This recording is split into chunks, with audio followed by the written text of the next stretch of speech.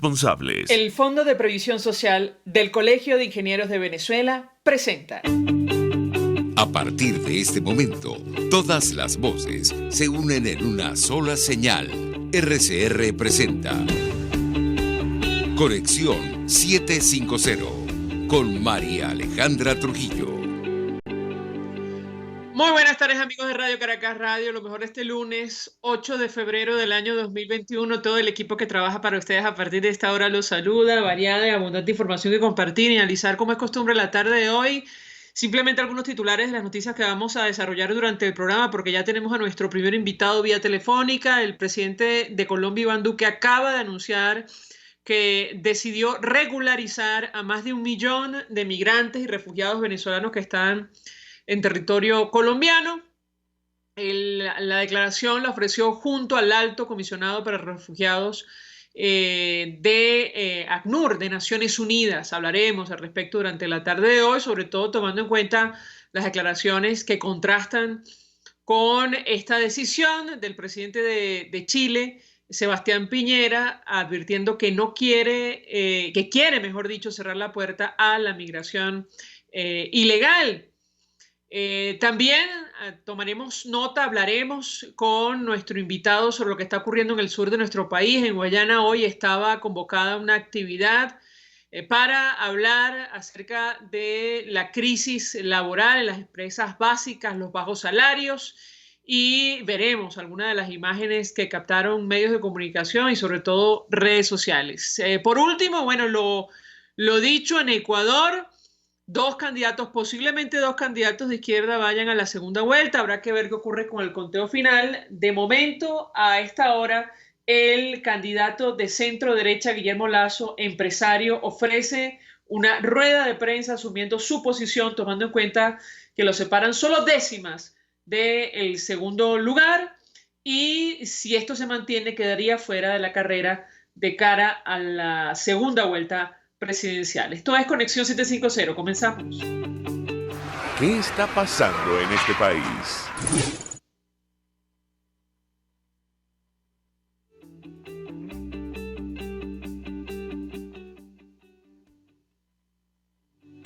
Vía telefónica nuestro primer invitado. Se trata de Damián Prat. Él es periodista, trabaja en el Correo del Caroní, en otros medios de comunicación, conoce perfectamente la situación en Guayana y sobre todo las empresas básicas. Damián, un gusto, como siempre, conversar contigo. Bienvenido, muy buenas tardes. Buenas tardes, María Alejandra. Qué bueno estar de nuevo en contacto contigo y con tus oyentes, ¿no? Porque siempre, pues, difundir estas cosas que ocurren aquí es importante. Mucho interés, Damián, de conocer los detalles acerca de esta manifestación, de esta protesta que fue convocada este lunes 8 de febrero por parte de los trabajadores de la Corporación Venezolana de Guayana. ¿Cuál es la situación y qué alcance tiene esta nueva manifestación, ¿no?, de trabajadores y jubilados? Te escuchamos. Sí. Hoy hubo una protesta muy fuerte, muy intensa, ¿no? No es poca cosa. Fue una concentración de trabajadores de varias de las empresas. Claro, la mayoría eran sidoristas, que es donde el conflicto se ha puesto más fuerte, pero había de todas las empresas del sector aluminio, de ferrominera, del sector briquetero, etcétera, ¿no? Pero es muy llamativo porque tus oyentes deberían saber que aquí no es nada fácil para cualquier persona trasladarse de un sitio a otro de la ciudad, y esa manifestación era en frente del edificio sede de la CBG, pero es una ciudad bastante, o sea, ¿cómo te explico? Algo así como que tú digas que tú estás en Petare y tienes que ir a una cosa en la Plaza Bolívar en Caracas, ¿no? Algo más o menos así, ¿no? Entonces, pero, o sea, aquí no hay metro ni nada de eso, ¿no? Y la ciudad está muy, muy afectada. Este es el sitio donde la crisis de la gasolina es peor en toda Venezuela. Yo creo que es un problema que se llevan la gasolina para las zonas mineras, etcétera, no sé. Pero lo cierto es que no hay casi transporte colectivo, entonces cuesta mucho. Incluso las empresas bueno, los que conocen Ciudad Guayana lo saben, las industrias quedan en un extremo de la ciudad, ¿verdad? Y la única manera de llegar ahí era con las flotas de transporte que tenían las empresas, o el que tiene su carro, por supuesto, ¿no? Pero ahora el que tiene su carro no consigue gasolina. Y las flotas de transporte están reducidas a menos del 10% de lo que eran. Entonces, sin embargo, la manifestación fue muy nutrida, muy grande, pero ojo, la de hoy es la segunda que se hace en el mismo sitio, porque el viernes hubo otra allí frente al edificio del CBC, donde comenzó la cosa a coger calor, pero es que además toda la semana anterior hubo protestas dentro de Sidor. ¿Qué es lo que ocurre? Bueno, ocurren muchas cosas, una violación total de los contratos colectivos, de los derechos laborales. Ahí se firmó una vez un tal decreto que lo firmó el señor Maduro con el ministro del Trabajo y un pequeño grupo de sindicalistas que son partidarios del gobierno, y bueno, que elimina las contrataciones colectivas vigentes, incluso aquellas que ya estaban vencidas y que debían haberse reactivado, vamos a decirlo así, pero además un maltrato salarial terrible. Y se puso peor porque resulta que todas estas industrias tienen ahora una norma que nada más pueden entrar a la empresa lo que ellos llaman los trabajadores del plan de contingencia, y al resto les desactivaron la ficha. Todos no pueden entrar, ¿no? Pero son miles y miles y miles los que no pueden entrar, y les prohíben a todos los que son activistas sindicales, salvo el pequeño grupito gobiernero. Se lo prohíben a los delegados departamentales. Bueno, en fin, y como te digo, más o menos el 80% de la nómina laboral no le permiten entrar a las empresas. Entonces ahora además le están pagando, aparte de que los salarios son muy malos, y sabes otro detalle, María Alejandra, te sorprenderá, les pagan algo, ¿no? Pero no reciben listín de pago. Es decir, ellos no saben, bueno, saben la cifra, porque lo ven en el depósito bancario, ¿no? Pero más nada, no hay una cosa que explique esto corresponde a tales o cuales pagos, estas cosas, nada de todo eso. Entonces, hay una situación que se ha ido poniendo peor, y se ocasionó una protesta interna en los dos poquiticos de sitios donde hay un poquito de trabajo de producción. Hay que decirle esto a la gente, ¿no? La destrucción de estas industrias ha sido tan grande que, por ejemplo, Sidor tiene dos grandes acerías. La acería de Planchones, que son los productos largos, o sea, hojalata, laminados, etcétera, y la acería de Palanquillas, que son, lo dije mal, la acería de Planchones son los productos planos, y la acería de Palanquillas, que son los productos largos, que de ahí derivan luego cabilla, tubos, etcétera, etcétera, ¿no? Ok, entonces resulta que la acería de Planchones está a punto de cumplir 3 años que no saca ni una colada de acero, y la otra tiene, bueno, un porcentaje que viene siendo algo así como el 1% de lo que era su producción normal, ¿no? Damián, si me permites, antes de continuar con esta conversación sobre lo que está ocurriendo y la situación de las empresas básicas, vamos a reponer para la audiencia una de las intervenciones de dirigentes sindicales. En este caso vemos a uno de ellos junto a Rubén González, expreso político de Ferrominera del Orinoco, que también ha estado muy activo estos días, advirtiendo que sin cambio político no habrá reivindicaciones laborales que valgan. Pero vamos a escuchar lo que se decía en este instante. Vemos a los trabajadores, insistimos, y al lado de este dirigente sindical está Rubén González. Escuchamos lo que él dice y yo te pediría un comentario al respecto.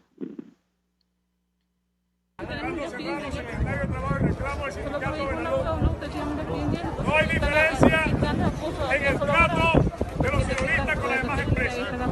Persecución, amedrentamiento, vejación, todo lo que le pasa a Sidón le pasa a todas las empresas de Guyana.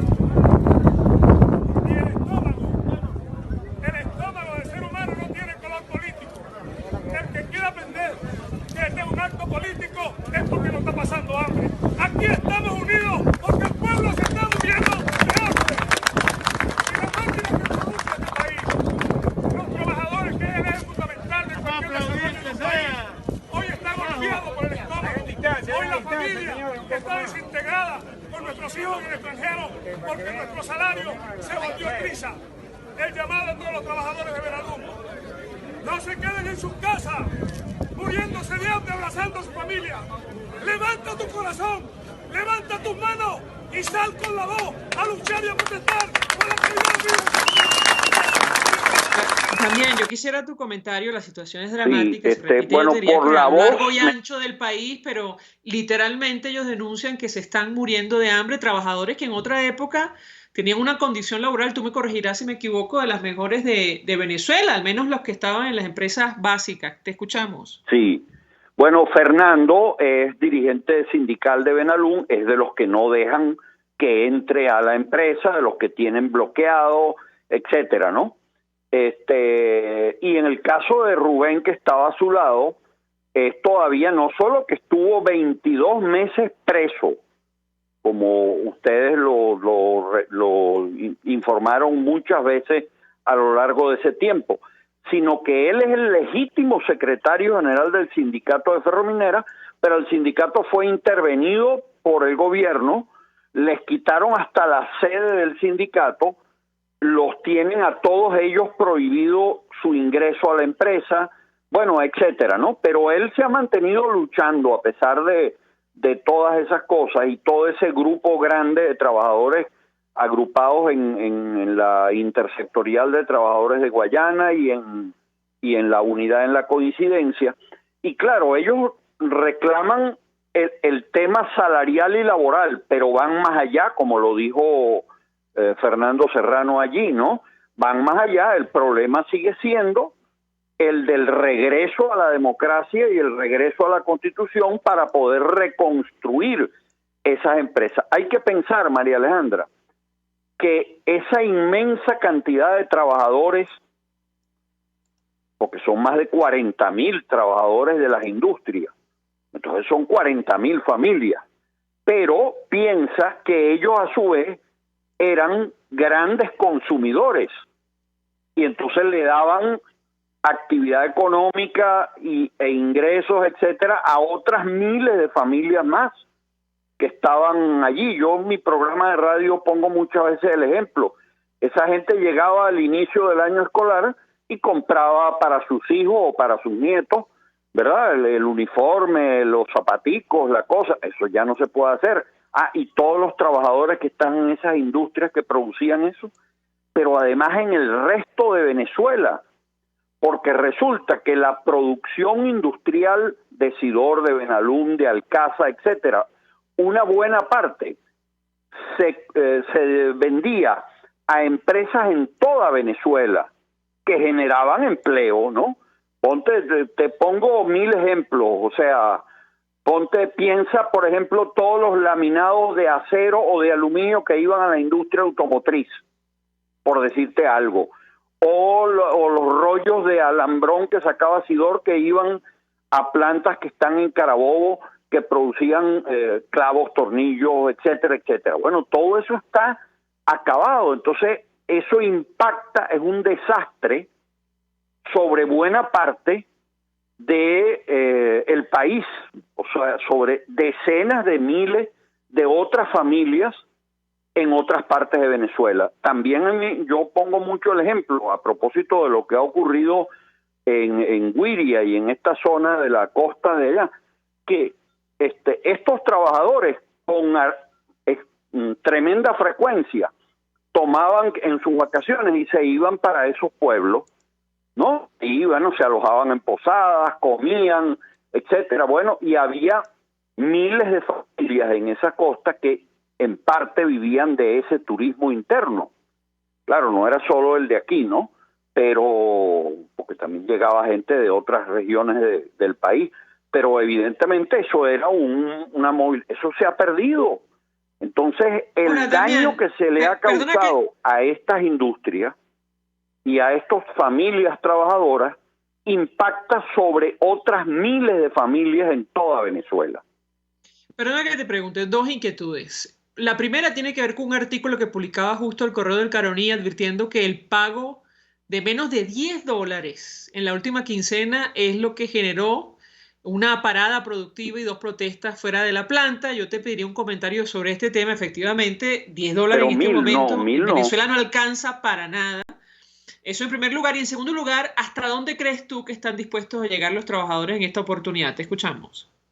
Bueno, pero ellos están cobrando, claro, tú sabes, en esas industrias no cobran mismo todos los trabajadores porque depende de la labor que realizan, ¿no? Pero están alrededor de 6 centavos de dólar por día. Es una cosa terrible, verdaderamente. Y encima, ahora les pagaron incompleto porque que no había disponibilidad en el Banco Central, no sé qué historia, y además ahora no le quieren pagar a los que ellos tienen, que no los dejan entrar. Bueno, es un lío enorme, ¿no? Yo los he visto muy activos, muy decididos en luchar. Claro, al principio las autoridades de CBG, de Sidor, etcétera, se pusieron amenazantes, ¿no? Bueno, entonces los vamos a hacer no sé qué tal, pero últimamente pareciera que quieren buscarle algo que apoye, ¿no? Pero cada vez más los trabajadores reclaman por cosas y además lo dicen, el problema sigue siendo recuperar la Constitución, recuperar la democracia, recuperar los derechos y recuperar a las empresas. Están todas en un estado, pero mira, la que está mejor está produciendo, y mejor entre comillas, está produciendo al 10% de su capacidad, que es ferrominera. La que está mejor entre comillas, imagínate tú, la que está mejor le han destruido el 90% de su capacidad de producción, ¿no? Y así está todo, así está, bueno, está absolutamente en cero. Penalum está en 5%. Sidor, ya te dije, en la producción del año 2020 fue 0,4% de lo que era, ¿no? Y así cada una, o sea, te podría detallar una y otra, pero nada, en definitiva es más o menos ese el tamaño de la destrucción. Y eso, como te digo, causa un impacto muy dañino sobre cientos de empresas en toda Venezuela que compraban esos productos para producir otras cosas. Yo te puse el ejemplo de la industria automotriz, pero muchos más, hasta las chapitas de los refrescos, pues. La lista es muy larga, Damián. Pero es demasiado larga, sería imposible. Claro, un millón de gracias por atendernos, acompañarnos como siempre, un gusto conversar contigo, periodista, escribe en el Correo del Caroní, trabaja en otros medios de comunicación y conoce como nadie, les diría yo, lo que está ocurriendo en Guayana. Vamos a la pausa, al regreso venimos con más. Usted está viendo Conexión 750 con María Alejandra Trujillo, solo por RCR 750, porque lo bueno une. Puedes seguirnos en nuestras redes sociales. En Twitter, @RCR750, la radio que se ve. Mensaje del ingeniero José Peraza, tesorero del FONPRES CIB. Estimado colega ingeniero, arquitecto y profesional afín, el Colegio de Ingenieros de Venezuela y el Fondo de Previsión Social, preocupado por la salud de tu familia, ha diseñado un sistema de salud integral que coloca a tu disposición y que contiene asistencia primaria de salud, ambulancia, hospitalización, cirugía, oftalmología, dermatología, fisioterapia, psicología, odontología, farmacia y funerario. Para mayor información, visítanos a nuestros portales cib.net.be, fonprescib.net.be, Colegio de Ingenieros de Venezuela, construyendo futuro. En Global Therap seguimos comprometidos con tu rehabilitación física, te ayudamos a recuperarte de tu posoperatorio y en el alivio del dolor. Búscanos en el Centro Comercial Multiplaza Paraíso Nivel Empresarial 2 a través de Twitter e Instagram o llámanos al 0412-256-1104. Y no olvides lavarte las manos con agua y jabón y cumplir con el distanciamiento social. Global Terap y despídete del dolor. Si quieres aprender a cocinar con placer todo en panadería y postres saludables, te recomiendo en Instagram Chef Male, todo low carb, keto y gluten free. Chef Male, con sus talleres online, te ofrece las técnicas de panadería cetogénica y baja en carbohidratos, ideales para cualquier persona en el mundo entero y siempre con un mensaje de amor y salud. Chef Male, horneando amor y salud en un solo clic. El poder de la comunicación en tus manos. Conexión 750 con María Alejandra Trujillo. Solo por RCR 750, la radio que se ve. Continuamos, amigos, en Conexión 750 y compartimos informaciones que están en desarrollo en Venezuela, más allá de nuestras fronteras, y lo hacemos con ayuda de algunos portales informativos para compartirlo con la audiencia, los que nos siguen sobre todo a través del streaming. Duque decide regularizar a más de 1 millón de inmigrantes venezolanos. Esto ocurrió hace algunos minutos. Esta tarde, el presidente de Colombia hizo el anuncio junto al alto comisionado para los refugiados de Naciones Unidas, Filippo Grandi, que está en Colombia de visita. Además, estuvo recientemente en la frontera. Decía el presidente Iván Duque, lo tomamos de RCN de Colombia, en compañía del alto comisionado para los refugiados Filippo Grandi, presentó este lunes en la tarde el Estatuto Temporal de Protección para Migrantes Venezolanos. Según pudo confirmar RCN Radio, el programa de regularización masiva es para quienes están residentes y no habían regularizado su situación en Colombia, cifra que podría ser de más de 1 millón de extranjeros, bueno, de refugiados, migrantes venezolanos. Lo cual contrasta, y lo decíamos, lo comentamos con ustedes al inicio, con la declaración que ofreció Sebastián Piñera de Chile. Él hoy salió al paso a lo que está ocurriendo en la frontera con Bolivia. Saben ustedes, hay un grupo de migrantes refugiados que intentan seguir su camino hacia el sur de América Latina. Algunos querrán llegar hasta Chile, otros continuar hasta Argentina, incluso Uruguay. Queremos cerrar la puerta a la migración ilegal. Esto lo dijo el presidente chileno.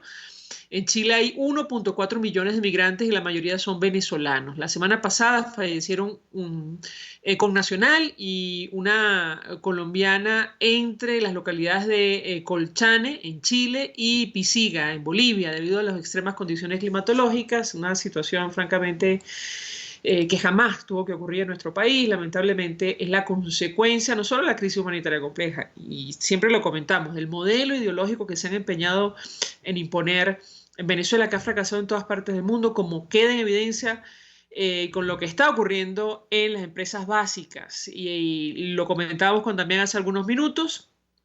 Hoy convocaron los trabajadores a una actividad, ellos la denominaban todos a la CBG, a la Corporación Venezolana de Guayana.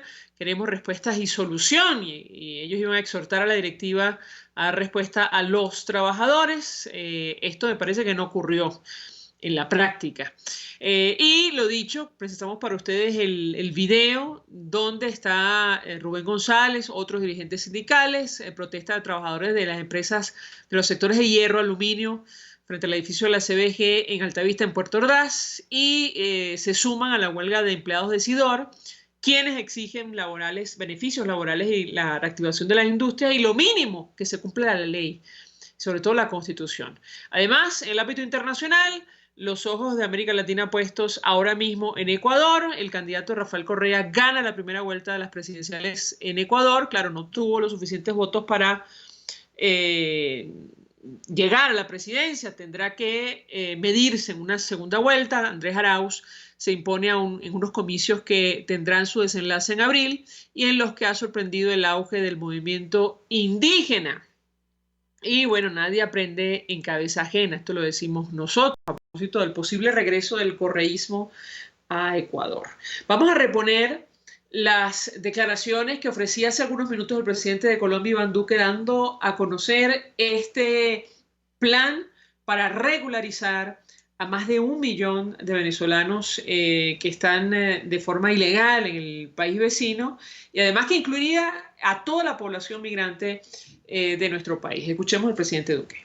Claros que ante estas circunstancias y también viendo las implicaciones que tiene para Colombia, que cerca de 1 millón de migrantes estén irregulares en el país y que muchos de ellos acuden al sistema de salud, pero que cuando lo hacen, como no están asegurados, terminan generando un costo de gran dimensión para el sistema, afectándolos a ellos mismos y al sistema de salud, tenemos que tomar acciones.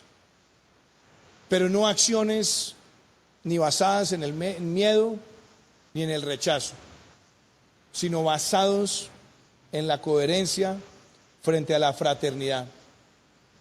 Por eso, hoy en esta visita que adelanta el doctor Filippo Grandi a Colombia, nosotros hacemos pública la decisión de nuestro país de crear un estatuto de protección temporal en Colombia, que nos permita hacer un proceso de regularización de esos migrantes que están en nuestro país.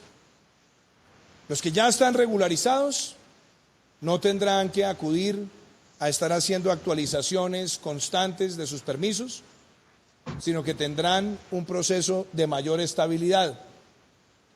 Y a quienes están en nuestro país en condición de irregulares, tendrán una hoja de ruta a esa regularización que implica un registro claro y certero de sus nombres, sus edades, sus apellidos, los lugares de residencia, sus condiciones socioeconómicas y por supuesto también estarán en un registro biométrico.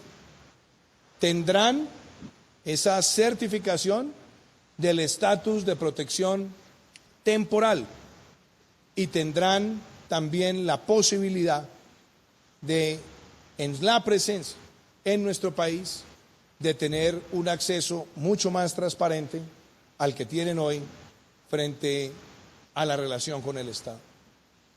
Bien, parte de las declaraciones que ofrecía el presidente de Colombia, Iván Duque, ofreciendo detalles acerca de este plan de regularización de migrantes venezolanos. Más adelante él reitera el mensaje que ha dicho prácticamente cada vez que tiene la oportunidad, y es que un cambio en Venezuela es necesario, es fundamental para que se detenga la crisis migratoria, y pidió al resto de países de América Latina seguir el ejemplo que está dando Colombia con relación a los migrantes que salen de forma forzada, lamentablemente, ahora mismo de nuestro país. Vamos a la pausa. Al regreso venimos con más.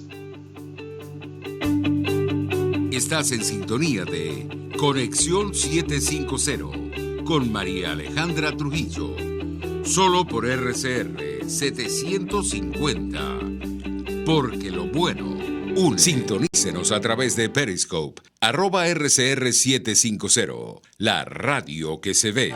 Mensaje del ingeniero José Peraza, tesorero del FONPRES CIB. Estimado colega ingeniero, arquitecto y profesional afín, el Colegio de Ingenieros de Venezuela y el Fondo de Previsión Social, preocupado por la salud de tu familia, ha diseñado un sistema de salud integral que coloca a tu disposición y que contiene asistencia primaria de salud, ambulancia, hospitalización, cirugía, oftalmología, dermatología, fisioterapia, psicología, odontología, farmacia y funerario. Para mayor información, visítanos a nuestros portales cib.net.be, fonprescib.net.be, Colegio de Ingenieros de Venezuela, construyendo futuro.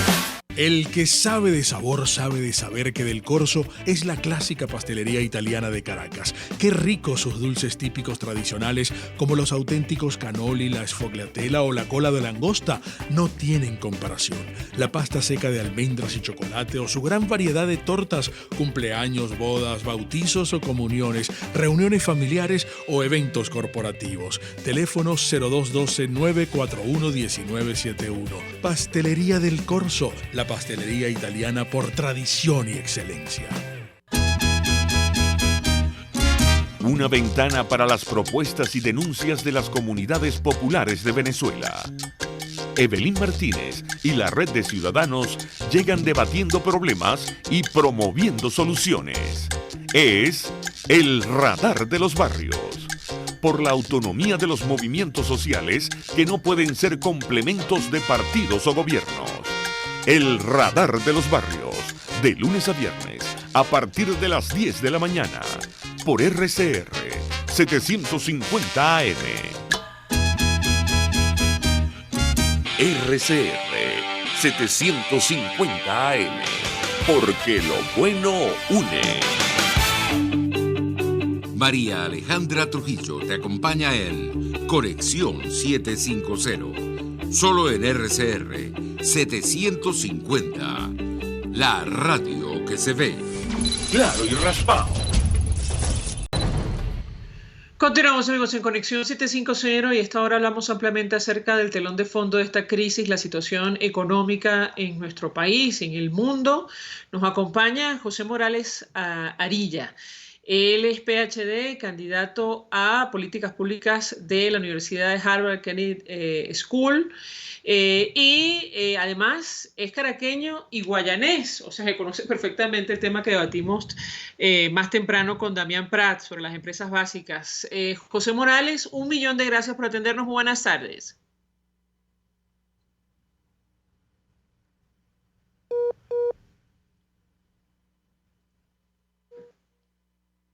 Sí, me parece que no tenemos a nuestro invitado. Vamos a tratar de establecer el contacto en la medida de las posibilidades. Saben ustedes lo que ocurre con los servicios básicos en nuestro país, lamentablemente, lo cual figura, lo hemos dicho en reiteradas oportunidades, en el informe de Michelle Bachelet sobre Venezuela, en lo que tiene que ver con los derechos económicos y sociales en nuestro país.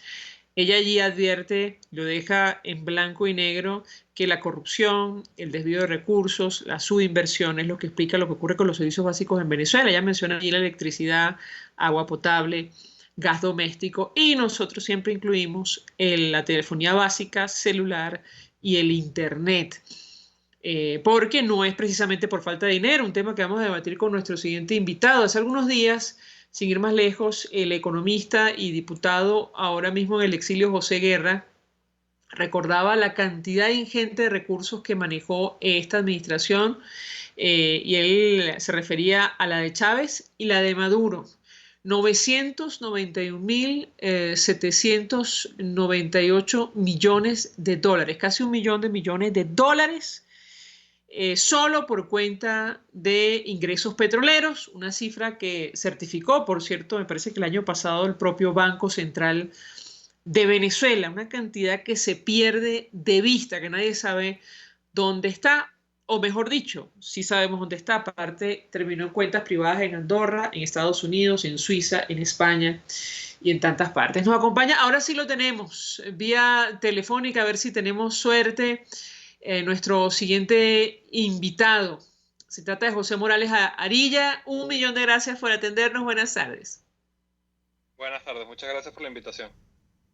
Pues mucho interés de conversar con nuestro invitado acerca del tema que nos ocupa, que tiene que ver con el telón de fondo de esta crisis, la situación económica de nuestro país. Yo le pediría una valoración inicial, partiendo de una discusión que está abierta en Venezuela, producto de la presencia de una relatora especial de Naciones Unidas sobre las sanciones y los derechos humanos en nuestro país. Comentábamos que el diputado José Guerra, economista, hoy en el exilio, recordaba la cantidad ingente de recursos que ha manejado esta administración durante los últimos 20 años, que para nada justifica la actual situación en Venezuela. Yo le pediría un primer comentario. Bienvenido.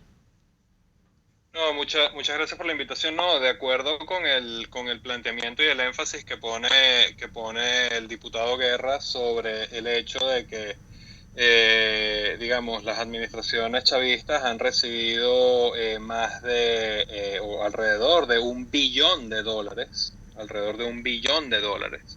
en ingresos extraordinarios petroleros, y terminamos en una situación donde la economía está mucho peor que donde arrancaron, y los niveles de producción petrolera están por los niveles de los años 40, si no menos, ¿no? Yo creo que cuando el diputado Guerra subraya este dato, ¿no? Y claro, este dato estamos hablando de los últimos 20 años, él hace lo correcto en tratar de tomar una visión de largo plazo a la hora de pensar en las dinámicas más coyunturales de corto plazo, ¿no? Y la verdad es que la economía del país a día de hoy es apenas el 20%, es una quinta parte o menos de lo que era hace menos de 10 años, ¿no? Estamos hablando de que ya para 2017 en Venezuela se importaban cerca del 10% de las medicinas que se importaban en 2013. Cerca del 25% de los alimentos que se importaban en 2013. Y en un país donde ya no producíamos, si no produces y no importas, entonces no se come y no se sana.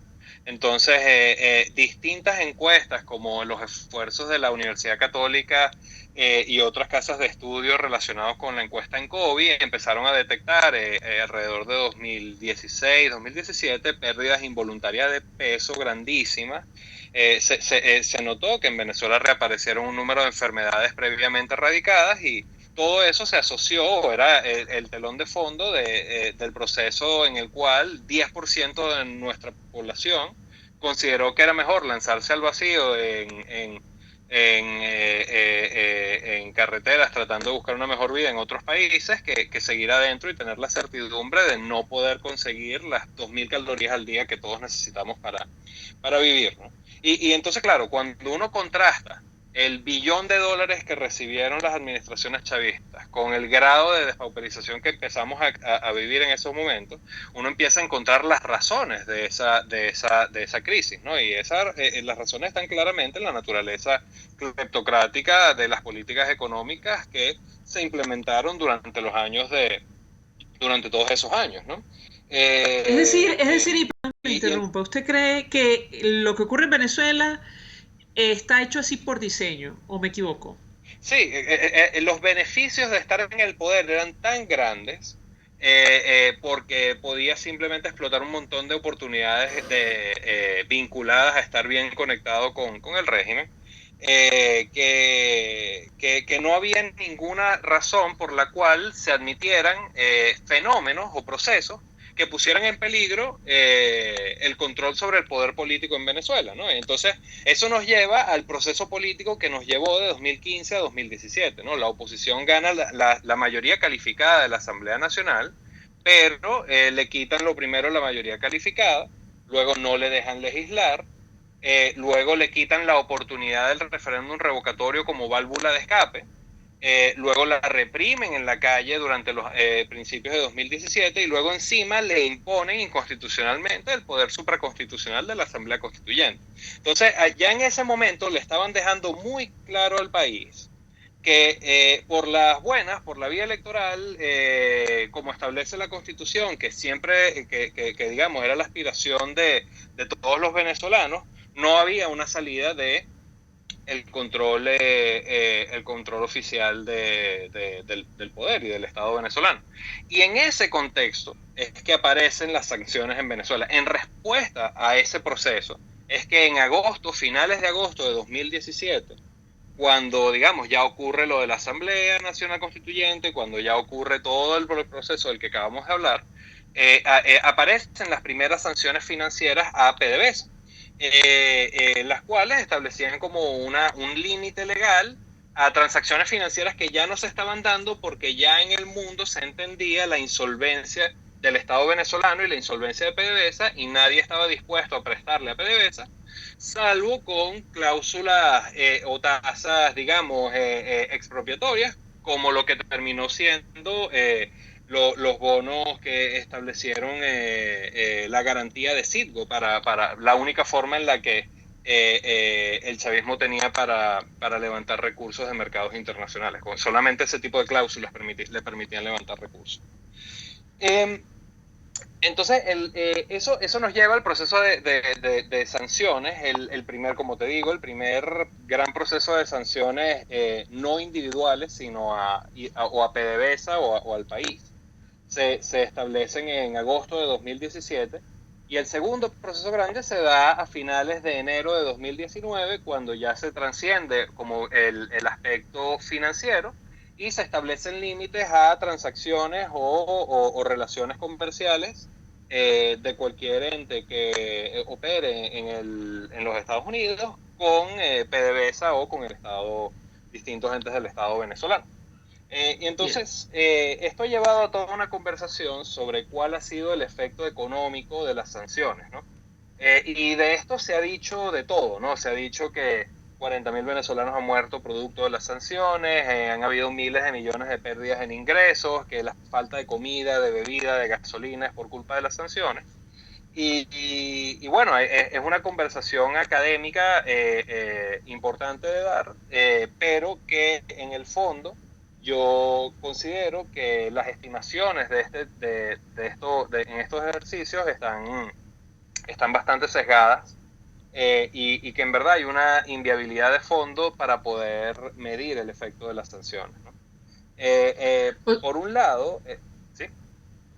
No, José Morales, es que es muy interesante lo que comparte con nosotros, pero me dice mi equipo que nos pasamos de tiempo y yo lo invito a conversar de ser posible con nosotros más adelante, no sé si esta semana o la próxima, empezando el programa para tener más tiempo y escuchar el planteamiento, porque francamente nos parece muy interesante, tomando en cuenta, entre otras cosas, la presencia de esta relatora especial de Naciones Unidas, que entiendo va a ofrecer un balance de su visita al final. Esto será, me parece, que el 12 de febrero, con lo cual, si le parece a nuestro invitado, podemos conversar más adelante de ser posible, dependiendo evidentemente de sus ocupaciones. José Morales Arilla es economista, es candidato a PhD en Políticas Públicas, Universidad de Harvard, pero nos parece muy interesante el planteamiento sobre el tema de las sanciones, que va más allá, por cierto, de una discusión académica y que tiene absoluta pertinencia, insistimos, por la presidencia de esta relatora de Naciones Unidas en nuestro país, que evalúa las sanciones, pero también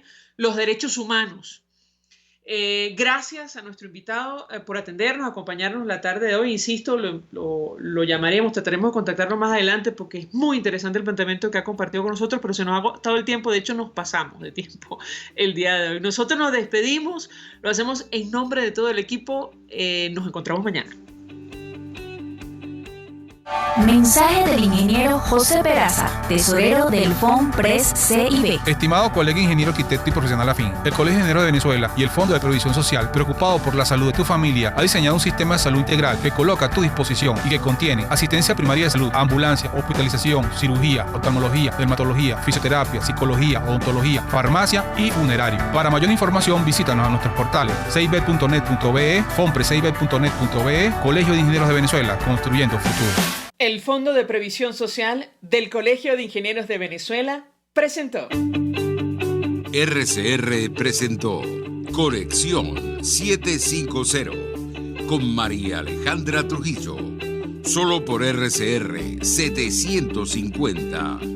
La radio que se ve.